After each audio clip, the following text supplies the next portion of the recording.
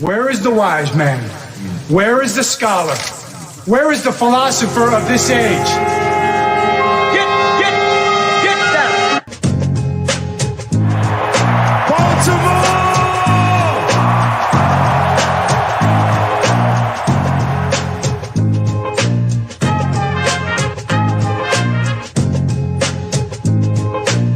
What are they getting? Everything out of me. They gonna get a Super Bowl out of me. Believe that. Believe that.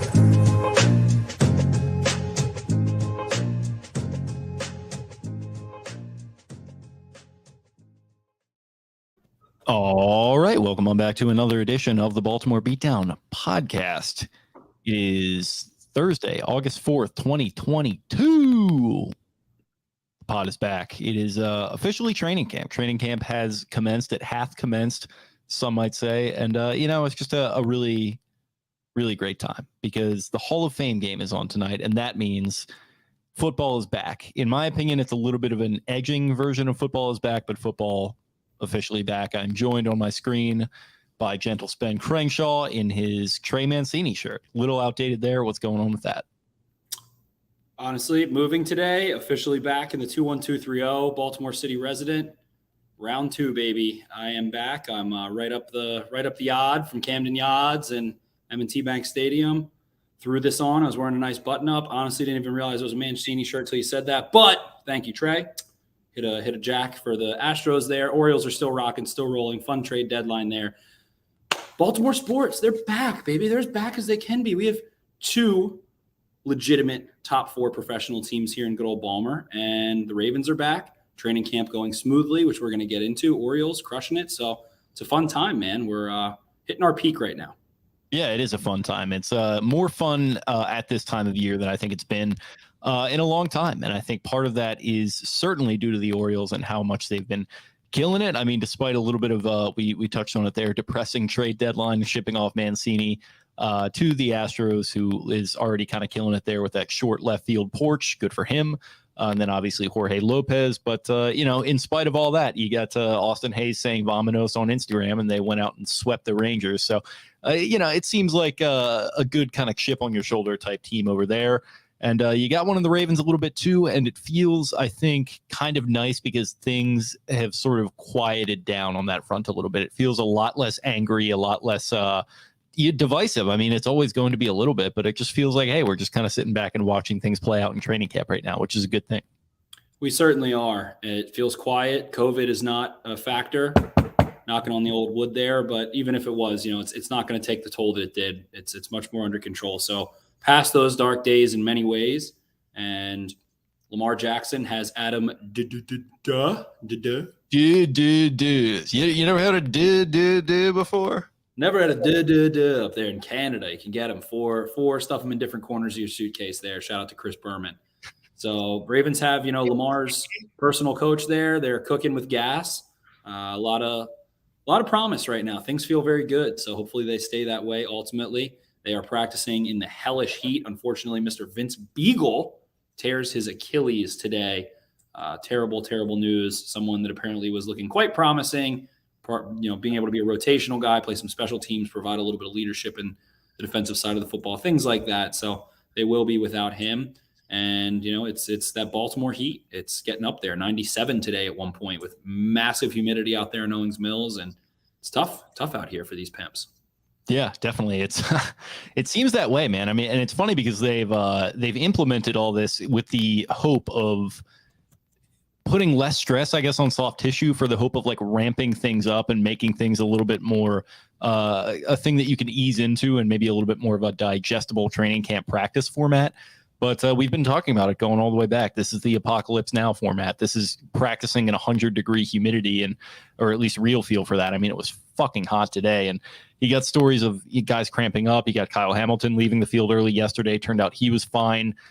Vince Beagle popping his Achilles today. He's going to be out for the year, which is unfortunate. He was really turned heads to start camp there. Ben Mason dealing with some stuff. So the injuries are starting to crop up a little bit, and it's hard not to think of like the corgi with like the Vietnam, like Huey's in the background meme where it's like PTSD basically.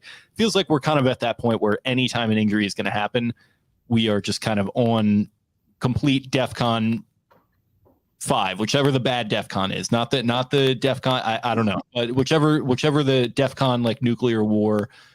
We are now at DEFCON 5. Shout out to Nazi zombies. Definitely. And you want to see my dog not use my mic stand as a bed right now, right this second? One moment. I mean, I personally do want to see that, but listen. Things we might love to see. But yeah, it's just a little bit funny. You hear Harbaugh today talking about getting calluses, something he loves. No one loves callousing in the summer more than John Harbaugh. I'll tell you that much.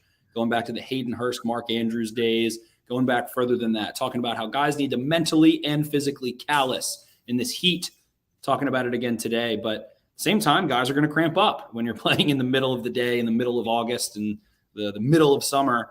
It's going to have some setbacks. So it's a little bit of give, a little bit of take in those directions, but hopefully they're able to navigate those waters cleanly. Right now, it feels like got to be taking a toll out there in the middle of the day. I know that the number one complained thing about among beat reporters of all franchises and teams that have summer practices is most certainly the heat. So you hate to see it for Kyle. You hate to see it for Jonas. You hate to see it for Jeff. Just nothing they love to be like, it's a scorcher out there today. Good Lord. How are we going to do it again, boys? So it's always my favorite small talk conversation point. Just humidity. It's not the heat that gets you. It's the humidity. Yeah, they do like to do that, and we obviously love those guys, but a little bit of a self-indulgence on their part at times, I gotta say, because listen, I would trade that for sitting in my air-conditioned office with my boring-ass job any day of the week. So enjoy, guys. You're having a good time out there. You're doing what you love, covering this great sport of football that everyone loves. And like I said, is back tonight with the Jags and the Raiders. And the Raiders. Yeah, I mean, it's so highly anticipated. I didn't even know who was playing in it. But yeah, it's going to be a little bit of Kyle Slaughter, to my understanding, versus God knows who else. So that's going to be an interesting watch. But yeah, I mean, we got still plenty of Ravens on the docket to talk here. What do you want to start with? Let's start with a couple rookies here. I mean, Travis Jones has been taking some headlines. Mike Pierce talking about him like a man amongst men in terms of his special talents. And we had a little article go up, and you can see Kyle tweeted out Michael Pierce's reaction and response of what he's known from Travis Jones. And he said, "Did you see him today? That's all you need to know. He's a special man, really special, physically gifted for a big dude. He can really, really move, and they don't make too many like him." I've been turning heads since OTAs. So one rookie turning heads, another one finally turning the page of his contract and signing on the dotted line in David Ojabo, who becomes the 262nd player to sign out of the 262 possible from the 2022 NFL draft class. A little bit of snafus going on among the kind of middle second round picks this year in terms of third year guaranteed money. And it was honestly news to me how much wiggle room there was in negotiation for things like that. We always think of the rookie contracts as being super solidified and slotted and all of those things. And when you go look at the guaranteed year 3 money, among the picks like 37 through 45, it gets as high as I think 2.2 million and as low as like 250K. So definitely some wiggle room there. And Ojabo, who doesn't really need to be necessarily on the field per se, had some time to negotiate there ahead of that. So gets it done finally, the last to close out. And then finally, Kyle Hamilton, who has just been getting absolutely flamed on Twitter, flamed on Instagram. You know, Jason LaConfora, just squeaking about him, all of those things. So a lot of news out of the Ravens rookie defensive players. I did an autograph for my kids. You're from Notre Dame. You're from Notre Dame. Come on. I don't know, Kenny. He's just Notre Dame. He's just, my kids were there. He didn't sign an autograph for them. It's just, I just don't know about this pick, Kenny. Exactly. So Kyle goes up against an unheralded receiver that was just signed a couple weeks ago and tries to go do some bail tech, aka backpedaling cleanly and bluffing press, and then trying to get his hands on a receiver at the stem of the route, and failed to do so and got burnt. And there's a deep ball, and so it's this means he's a bust. He's done forever. 1 week into training camp, he is a bust, just like Jamar Chase was at this time last year. And hey, he could be a bust. He could also be a Hall of Famer, but I'll tell you what, we don't know from one play, and no one else does. So a lot of noise coming out of those first, I guess, 3 defensive picks. Yeah, because it was only Linderbaum other than that. So the first rounder, the second rounder, and the third rounder defensively. A lot of traction there in the last couple of days out of them. Yeah, Travis Jones, I think I'm really in particular happy to hear about that because he kind of flew under the radar a little bit.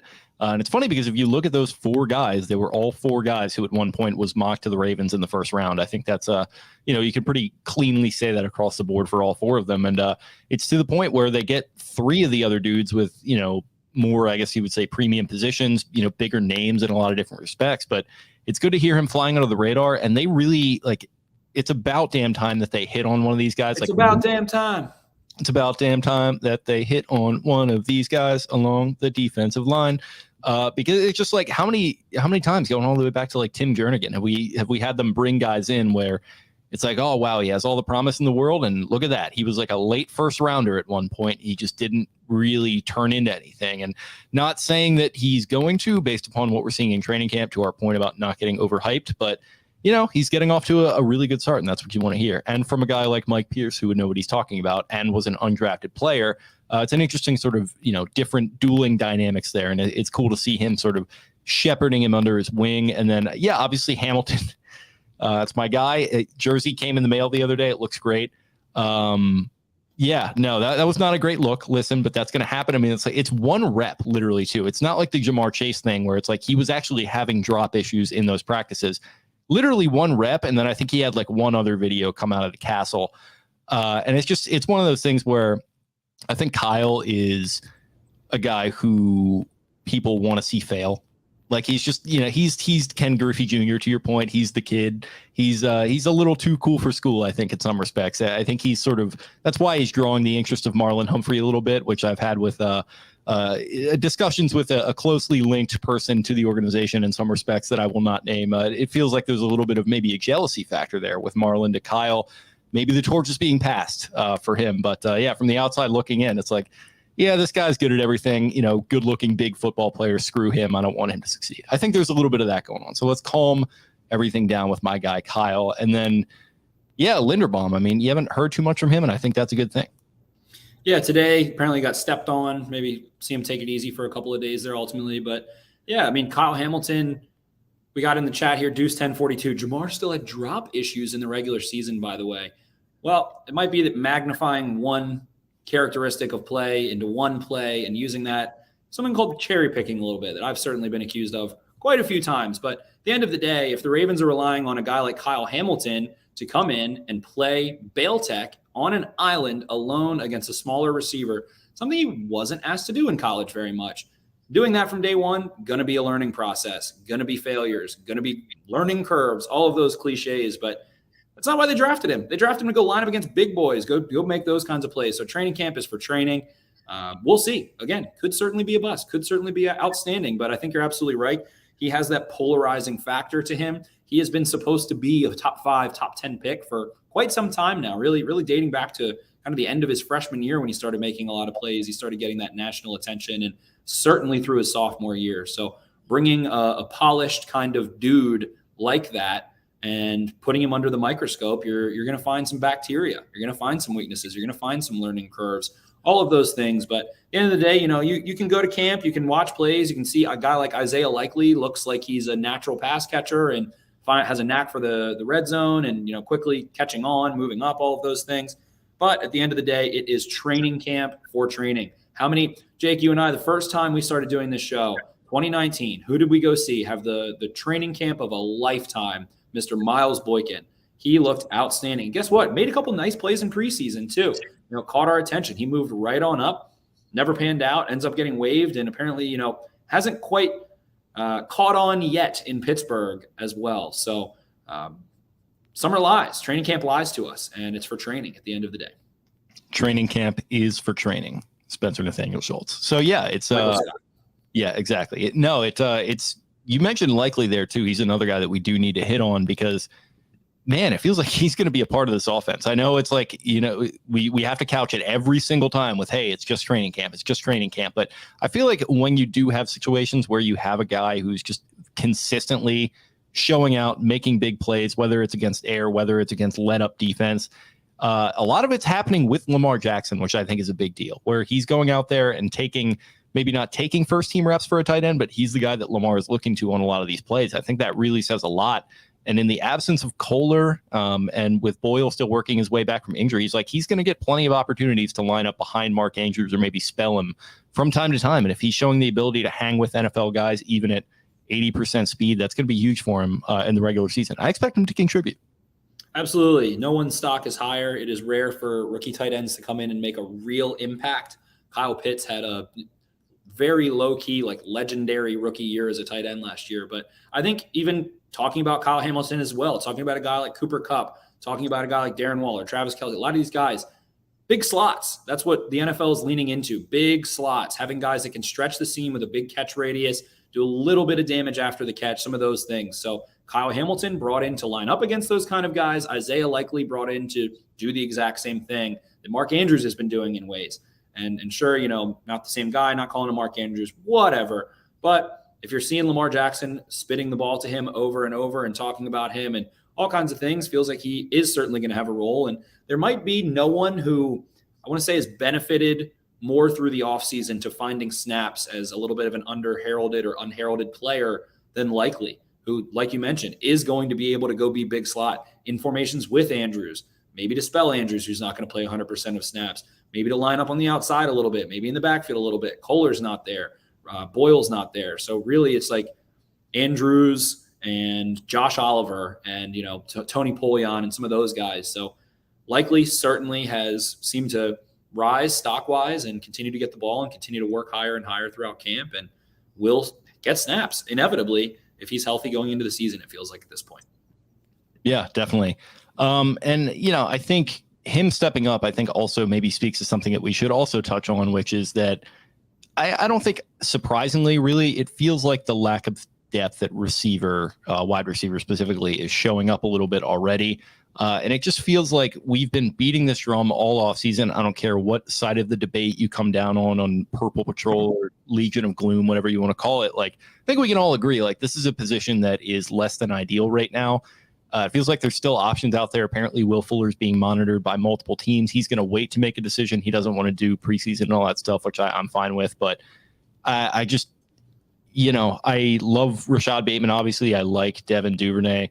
I like James Prochet to an extent. I like the potential of Tylan Wallace. But apparently, outside of Bateman, there just hasn't been a lot of guys really, really stepping up. And I did want to touch on that as a point of like, okay, a lot of things are going really great here, but this is something that I've been concerned about. We've all been concerned about all offseason, and it's starting to buck its head a little bit here. So I'm curious what you think about that situation, what you think about moves. I saw, I think it might have been like a Bleacher Report or some article or something like naming like maybe Jalen Reagor as like a trade candidate, which is like maybe it's time you start thinking about unconventional trades. Maybe you look away from even the Fullers and you try to fix this thing in a different way. It just feels like this is a move or a situation where you need to make a move a la, I'm reminded weirdly of like the Bears with Cody Parkey when they brought him back before the double doink thing. And I remember Bears fans all year being like, hey, like, this is going to suck. Like, we should probably do something here. Something's going to happen. And they didn't do anything. And then double doink. Probably not going to have anything happen to that extent, but it just feels like a very avoidable situation is creeping up on them. And it's time to do something. Yeah, it's tough. I mean, you're going to be light somewhere. And the wide receiver position typically ends up being valued more than most positions. And that's why they get paid more than most positions, especially of non-quarterbacks and things of that nature. But they have some space. They've got a little bit of space sitting there. They've got some options. We'll see. I just don't know, that they have a real sense of urgency. I don't think they're looking at that as, oh, we took a bunch of swings and missed. They did the opposite. They, kind of went to the bench. They're like, all right, well, we'll trade Marquise Brown. We won't take a receiver. And we're going to let these guys, see what they have. Let the cream rise to the crop. It's, been watching too much baseball, wearing an Orioles shirt, but to compare it to the Orioles, it's like at some point you've made a little bit of investment or spent capital on these guys. So somebody's got to rise to the top. And then if you don't have what you need to be reactionary at that point for this season. But they don't have a Super Bowl winning receiving core at this point, to say the least. So, we have heard not very little about Tylan Wallace. We have here in the comments too. Sure. Say what you want, but we're going to see come Sundays. Maybe, we've looked at Darius Slayton. We've looked at Will Fuller. People are talking about Odell Beckham, who's only 4 or 5 months out from, tearing his ACL. So they're already in the bargain bin. So It's like it's only going to be bargain bin guys. It's only going to be a Sammy Watkins type of signing ultimately. You sign Will Fuller. Do you feel great? Do you feel better? Maybe a little, but it's the same thing. It's like, all right, you signed Sammy Watkins. He's probably going to miss a lot of time. What does Sammy Watkins do? Miss a lot of time. What did we say would happen? Sammy Watkins would miss a lot of time. That's why we were happy they drafted Rashad Bateman. So at this point, you're hoping again that Likely and Andrews and Bateman are going to be able to really put up that workload, and that guys like Prochet and Duvernay are supplemental enough going into the season. And they're already in the bargain bin. You're already at Goodwill. So try to find the best deal there. And maybe it's someone who's waived. Maybe it's a very light trade in a crowded room, whatever it is. But at this point, it's just impossible to predict what the Baltimore Ravens are going to do in that receiver room. Has felt that way for quite some time. And it just continues to be the focal point of all negativity year after year after year after year. And we're in the 4th year of it, the 5th year of it, this like the 8th year of it, really. So to quote myself for the 1,000th time on this podcast, I guess we shall see. Yeah, we don't know what's going to happen, but it's going to be fun to watch. Anything else jump out at you from practices? You want to touch on press conferences a little bit? I know you've been sinking your teeth into those a little bit. I definitely have. Prochet is, though, at the same time very exciting. Someone who concentrates, has focus, seems to work well, working with Lamar Jackson, working back to his quarterback. Seems like a nice, viable slot receiver. So Benjamin Victor seems like he's been making quietly quite a few plays, made some last year, and kind of was dueling it out with Deion Kane, who ended up getting cut. They keep Victor around, and they've also had Jalen Moore get a ton of buzz as well, someone that Roman was speaking about. And I guess we can kind of get into the press conferences there. But yeah, so it's the best place to find work if you're one of those UDFAs. If you're Slade Bolden, Jalen Moore, Benjamin Victor, any of those UDFA guys, you're in the prime spot to try to work your way onto the 53 and find your way on an active roster and maybe some game day snaps.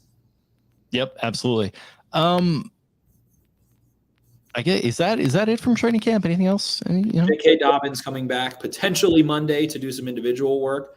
Lamar Jackson, continues to look outstanding from all accounts, and from everything I've seen. Nice bomb today. That was quite poised, and someone that maybe plays a little better than he practices. Typically, you see him do some really sharp stuff at times in camp. You see him kind of have his off days, things like that, and it seems like was giving the defense a little bit of fits at times, quite a bit over the last week or so. So Odafe Owe apparently very impressive. Ben Powers is the running with the ones right now. He's taking the reins. They've moved Juwan James from right tackle to left tackle, which if I'm going to knock something that they've done in the last, since training camp started, it's that you have a guy that, was a career right tackle, says he hasn't played left tackle since high school, and you make a, small spend on him, hasn't played in 2 years, and you immediately make him switch sides in addition to working back from injury.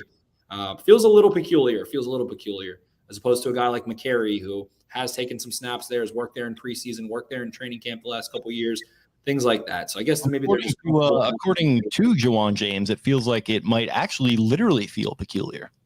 Yeah, he says he's our buddy Cole Jackson loves to say it. It's like wiping your butt with the other hand, and that's how James described it. So it is just kind of feels like a little Alejandro Villanueva-y. Hey, maybe he's struggling a little bit. Let's make it harder. Let's dump on him a little bit. Make it even tougher to come back. So I'm not sure I really love that move necessarily. A lot of hoopla about Ben Cleveland as well. Whatever, big guy misses, conditioning happens. Got married a week before, but just been pretty quiet. I'd say it's been pretty quiet on the airwaves, which is a good thing. To the point earlier about like all the injuries and shit, we can keep knocking on wood and everything like that. Tupac can keep crying, but it feels like that is a good thing. The quieter, the better. Like we don't need to have this explosive training camp with, highs and lows and things like that. It just feels like when you have a quiet August, that's always a good thing. So it's very nice. And yeah, I think we hit on a lot of that different stuff. It's good to see all those guys that aren't participating out there, like Peters and Stanley out on the sidelines pretty much every day. Just chopping it up with DaCosta and Harbaugh. You've got JK out there really pleading his case to get on the field, which I respect the hustle, but at the same time, let's just be as careful as possible. So yeah, it's been an interesting dynamic. It's been really, really fun to follow the last couple of weeks, and I'm excited to see it really kind of become official. I guess what's next Thursday is the first game, or is it? Yep, 1 week out. Yeah, 1 week out. So yeah, we're gonna have a preview for you guys, I guess. The lead into that, maybe like a Wednesday night situation, record a preview there, and then do a little recap after, hopefully. So yeah, it's fun. I mean, football is officially back. It's about to be back here in 20 minutes. We'll see if that game goes off on time. A little bit of severe weather there in Ohio, which we can relate to here in Maryland, because it's officially tropical storm season, where it's like every single night at 6 p.m. after all the heat, you just get a tropical storm roll in, which is sick. So yeah, I guess that's all we got from that. And then we should probably touch on what's going on over with our friends in Cleveland. Yeah, it has turned into an absolute debacle. My big takeaway from the entire Deshaun Watson situation. Well, I did have muted. I honestly forgot I had all of that muted. I muted Watson and Deshaun Watson and Deshaun indefinitely for quite some time on Twitter. Took that off once he kind of got traded, and there was the blowback, obviously much deserved. But I just think the funniest part of it, and I did tweet about it, did talk about you and Cole with it, is just, why do the Haslams, who have struggled so much to stay out of the drama and stay out of the family tension and stay out of the things that can rip you apart when you take on the ownership of a franchise, relatively new owners, and why did they think that among all of the teams in football, the best thing for them to do, who couldn't handle Johnny Manziel and demanded to draft him, who couldn't really handle Baker Mayfield, who gets a lot of flack, mouths off, things like that, but never a problem on the field, never a problem of work ethic, never problems like that. Couldn't handle him. He seems to be having a nice quiet time in Carolina immediately. And why did they think in the end, let's go get the most volatile, toxic, talked about, criticized possible player. Let's trade 5 picks, 3 firsts, and make him the highest player in history. Why did they think that they were capable as an organization of making sound decisions and ultimately having that work out for the best? It has immediately turned into a force multiplying flux capacitor of shit on top of their heads. And I just find that to be the most ironic thing. The lack of self-awareness that they had is insane. I mean, it's the quarterback as well. Like, if it was, if it was an edge player, if it was a corner, a tackle, a receiver, still really big positions, it's not getting talked about like this. Still, it is the quarterback. You made him the highest paid player of all time. Put all your chips in. I just don't know. They have such a lack of self-awareness for their own ineptitude. They should be politicians, really. They're in the wrong. They should be on the political arena, spewing bullshit. So I just really can't understand how they put themselves in this position. It's just dumbfounding. Yeah, I mean, it probably, in some respect, it is dumbfounding, but in some respect, when somebody tells you who they really are, believe them, right? Like, Haslam he took over early 2010s. So the Manziel thing, they were adamant that they did not want him. I think Kyle Shanahan wanted Derek Carr in that draft, or so he said after the fact, who turned out to be the only good quarterback, go figure. But they don't want to draft him, whatever. Mike Pettin, who's actually like a little bit of a family friend of mine, he didn't want him, and they go and they get him in the building, all because he texted the fucking quarterback coach. The quarterback coach takes that text to Jimmy Haslam, and Jimmy Haslam says, "Hey, just blow up all our draft plans. We're going to get this guy." That tanked them for 3 to 5 years probably.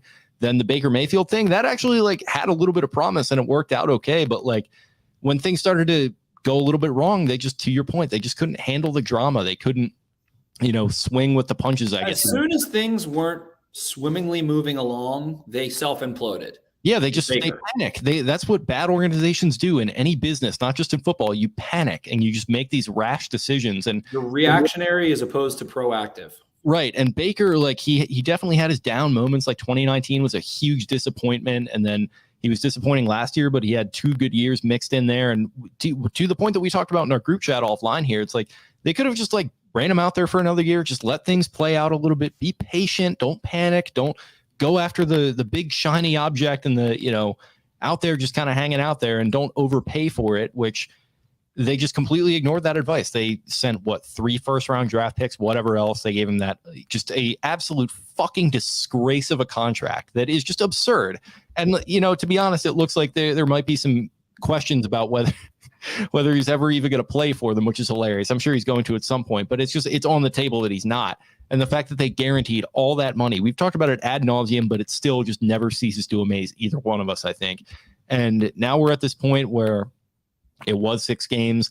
The NFL is appealing that. Goodell has appealed the appeal out to a guy who I guess would be effectively a little bit unbiased, because the NFL was saying they wanted at least a year's suspension, which does not at all. According to one Mike Florio, the gentleman that it was sent to is biased, like is going to result in that. And take Florio, as far as you can throw him, but it's just a shit show at the fuck factory, which is what was the Joe Thomas article? 1,000 days at the factory of sadness.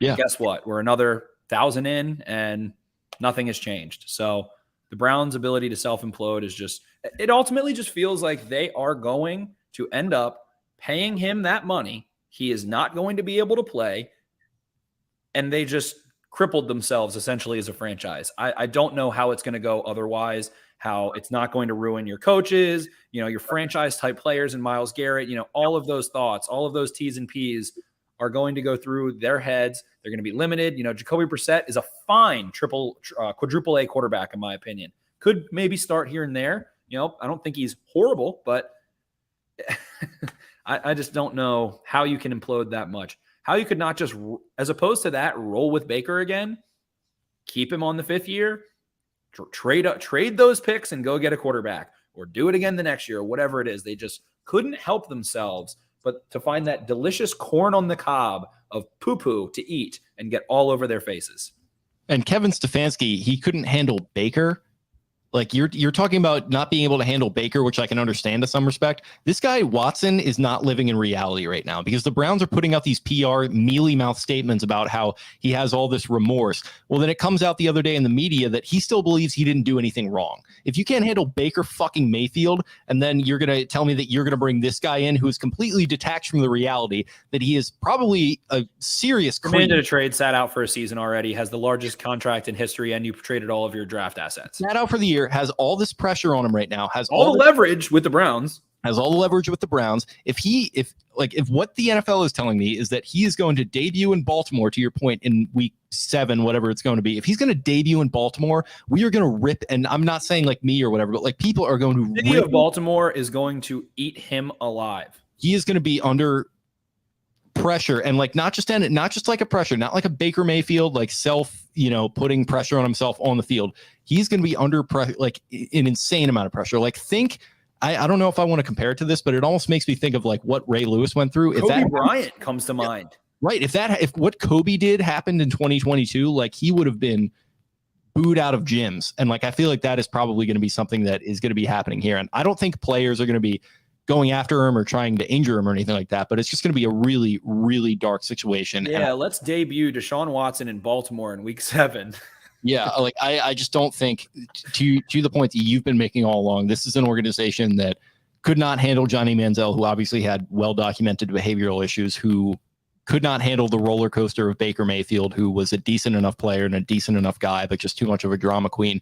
You're telling me they couldn't handle that, and they're going to handle not only Deshaun Watson himself, who was removed from reality, but all the bullshit that happened before, happened throughout the process, and is now going to happen as a result of a process. Just an absolute hurricane of bullshit that is heading for Cleveland, Ohio. You're telling me they're going to handle all that? I don't know, man. It's brutal.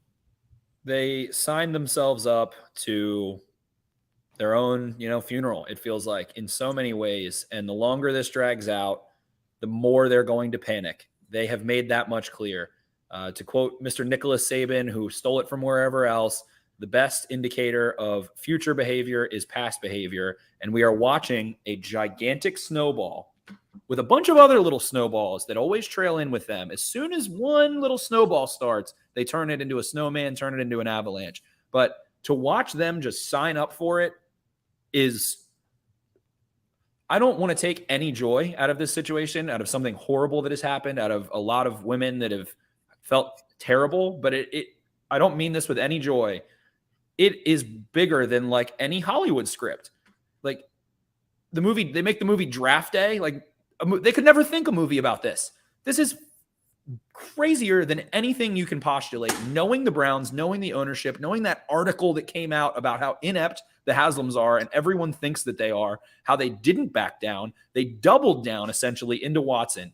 It is like they just can't help themselves. As soon as they were on the precipice of finally getting it right, as soon as they won a playoff game, finally got it right, you just want to do, and that's why we're so happy about the Ravens. The Ravens have had some ups, some downs. Compared to the Browns, it is the flattest green you can possibly hit a ball onto for the Ravens. And if Wyatt is good, and they are nothing but noise. And if you think about it, like even if let's say that somehow, some way, all of this turns out the way they wanted and they win a Super Bowl out of this, who's going to give a shit? Like, are you really going to sit there and say, oh, wow, great job, Browns. You won the Super Bowl. That's what you always wanted to do.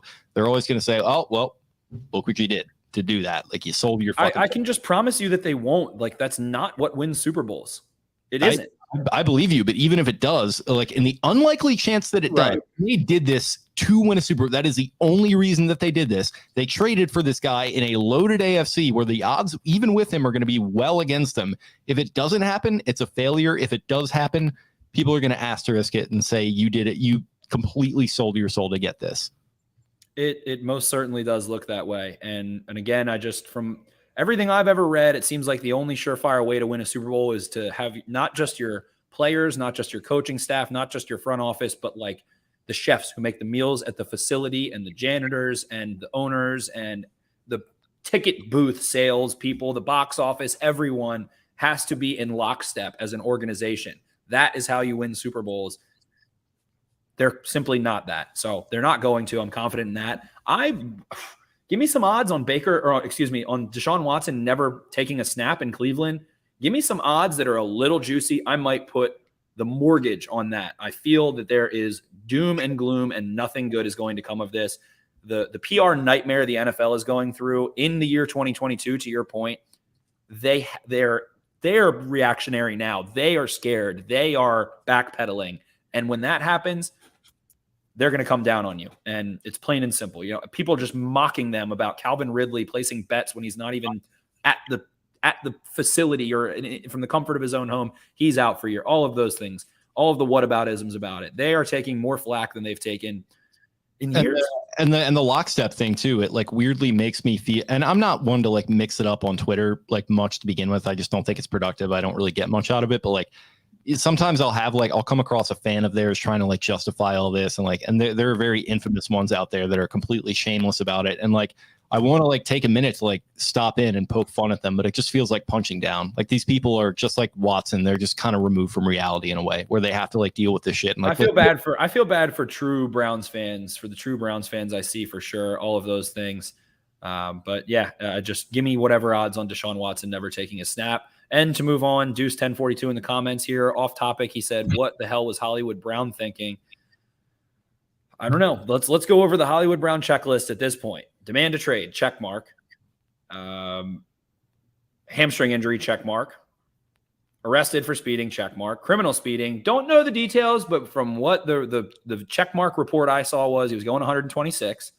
I have some personal thoughts on that. I'm not saying he committed any crimes, but he pulled over, kind of a weird move, you know, maybe go take an exit, maybe go up to 150. Just saying, go take an exit, whatever. So what's next? Release a mixtape and then the hold out over an extension and then demand another trade. Like those feels like that order is moving along swimmingly. Yeah, this feels like, and I don't think he's a bad kid or anything, but this just feels like a weird marriage from the start. Like you're going to tell me you're going to get him in there with Kyler, who's had the offseason that he's had, and like this organization that extended Steve Keim and Cliff Kingsbury when they were negotiating against literally no one but themselves. This feels like, for all the people that, and myself included, that were sad to see him go and were kind of a little flummoxed by that trade on draft night. I'm feeling okay about it right now. I would love to have him here still. Would definitely love to have him on the field here for what he does on Sunday specifically. It's just, I don't know. I think, and maybe I'm Freudian myself, my own fatherly love my own motherly love of the Ravens, but it's like, all right, Orlando Brown wanted out, get him out. Hollywood Brown wanted out, get him out. they're not bought in. They want to be somewhere else. It's the Mike Tomlin, and it goes back way before him. I guess I can make a little bit of a conversation that we had public a couple weeks ago. Is there something in the water in Norman, Oklahoma that Mark Andrews was not drinking, but everybody else was? I think Mark Andrews is just a ladies' man to the point where that's all he cares about. So you can't get him upset or anything because he's just trying to find him some honey somewhere. Good on him. Christian Kirk is the reason Marquise isn't in Baltimore anymore. Ravens weren't going to pay him that money. Yeah, sure, absolutely. And looking at what his peers have now gotten, DK Metcalf, Deontay Johnson, Terry McLaurin, AJ Brown, the usage in Baltimore, all of those things add up. And the impact he was making, while I think it was very high, was not what AJ Brown was doing in Tennessee, was not what DK Metcalf has done in Seattle, was not what Terry McLaurin's done in Washington. So you were going to have to overpay for a good player. And they're trying to get ahead of that. And it all goes back to that same thing of why I don't think the Browns will win a Super Bowl and why the Steelers are a good organization. And to quote Mike Tomlin, we want volunteers, not captives, not prisoners. And if you're not a volunteer to move forward in lockstep, you're not going to win Super Bowls. I don't think. I think that's what you need to be doing. You don't hear a lot of dissension coming out of the Rams locker room while they've been a very good organization. The 49ers have had some quarterback woes, but feels like they move pretty confidently. They've been a good team. The Packers have had some weird stuff with Aaron Rodgers, but when it's time to go play the games, they're playing the game. Speaking of the psychedelic king himself. Yeah, one of my impersonations of him, I think at one point mentioned doing ayahuasca with Ron White. So I think I really nailed that one a while. Him and the Lizard King are in Green Bay and just acting a fool. Good for him. Certainly. So at this point, all of these kind of swirling little stories, and it's good that, the Lamar Jackson, when Lamar came up to the podium the other week and was just cool as a cucumber, had a smile on his face, said nothing to detract from anything. You see Steve Bisciotti, you see Harbaugh smiling over watching that whole thing.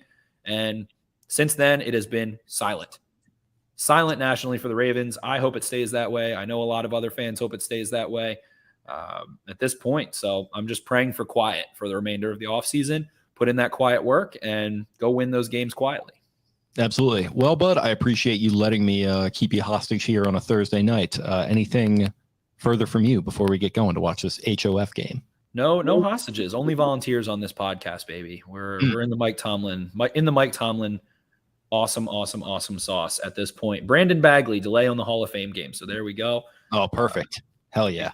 Exactly. So for me, that's about it. It's quiet and I like it. It is quiet. It's very quiet, and all through the house. It's Jason Luck come for it. Is it too quiet? Yeah, it's just too quiet. It feels like they don't have enough energy and need a little more pep in their step. There, Kyle Hamilton disengaged, and I'd sign an autograph for my kids, and it's just I don't know, Kenny. I don't like it. Fuck that guy. Yeah. So yeah, that's all you got. That's all I got. Really appreciate everyone tuning in after another little brief hiatus there, as I was on vacation this time, but we're back in the swing, man. I feel we're back to pretty much 2 recordings a week at this point, I feel like, right? There we go. We're here. We're ready to rock and roll. Preseason, all 22 coming out. NFL Premium Plus, whatever the hell Game Pass is now that they've turned it into. Guess what? I'm using a VPN and using Game Pass Europe as well still, so good luck trying to ruin my high there, NFL. But we are moving, man. We're moving. We're grooving. We'll see some guys hopefully returning. Ronnie Stanley, we didn't get into. Apparently he's, on the cusp. JK on the cusp a little bit. Some guys that look good and ready to rock and roll. So I'm just pumped up. Any chance the Ravens trade for Amari Barno? No. I'm going to go with no. Ask me if they're going to trade for a player. I'm going to take the no every time. Amari Barno. It's a rookie 4-3 running edge player out of Virginia Tech. Yeah, I'm going to go with no as well. I feel like they're not going to be trading for a rookie. You don't see that too often. They've done it before, actually. They traded a rookie at one point a couple of years ago. But yeah, NFL comparison, Obum Guacum by Lance Zierlein. So not doing a ton for me there. But I appreciate the question. There we go. Thank you guys for listening. As always, we will talk to you again early next week doing a little Ravens Jeopardy. Sorry if we cucked you for the Ravens Jeopardy. Jordan had a little bit of a tummy ache, so yeah, to get on here. That tum flare up. So it happens. It happens to me often, and we'll make it happen soon. It's gonna be a lot of fun. Appreciate him putting in the work on that, and you will see the fruits of our labor of his labor. You will Of see his labor that we're going to repossess into our own name. Yes, but he'll be a part of it. We'll ensure that. So Absolutely. And if final statement, I got unlimited Orioles home game tickets, $40 a month, August and September. Awesome deal the Orioles are doing. If you're at the Yard, tweet at me, DM me on Twitter. DMs are always open for the boys. Let's meet up, have ourselves a cold one, and enjoy the Orioles while they're in the hunt right now. Absolutely. They are in the hunt, and what more can you ask for? Thank everyone for listening. We'll talk to you guys very soon. See ya. Arrivederci. Where is the wise man? Where is the scholar? Where is the philosopher of this age? Get down! Baltimore!